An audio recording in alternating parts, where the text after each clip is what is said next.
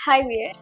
మేజర్‌గా డెంటల్‌లో like procedure చాలా painful అని, అది అన్నెసెసరీ, ఇప్పుడు చూయించుకోవాల్సిన అవసరం లేదు, లేకపోతే చాలా ఎక్స్‌పెన్సివ్ అని అయితే ఫీల్ అయితుంటాం. ఇప్పుడు ఫస్ట్ పెయిన్‌ఫుల్ అంటే మీరు ఇనీషియల్ స్టేజెస్‌లో మీరు ట్రీట్మెంట్ చేయించుకున్నప్పుడు అంత పెయిన్‌ఫుల్ ఉండదు. లైక్ మీరు కంప్లీట్ టీత్ అంతా పుచ్చిపోయి అది రూట్ కెనాల్‌కెళ్ళే స్టేజ్‌లో ఉన్నప్పుడు జస్ట్ దీన్ని ఫిల్లింగ్ చేయాలి అని అనుకోవడం అది రాంగ్. ఇంకొకటేంటంటే అన్నెసెసరీ, అసలు అవసరమా ట్రీట్మెంట్ అని అనుకుంటుంటారు. ఇట్స్ నెసెసరీ అండి. ఎవ్రీ 6-8 మంత్స్ ఒకసారి మనం డెంటల్ చెకప్ అనేది ఇట్స్ యూస్ఫుల్. లైక్ ఏ డిసీజ్‌నైనా మనం ఇనీషియల్ స్టేజెస్‌లోనే దాన్ని క్యూర్ చేసుకోవచ్చు. ఇంకొకటి ఏంటంటే చాలా ఎక్స్‌పెన్సివ్ అని ఫీల్ అవుతుంటారు.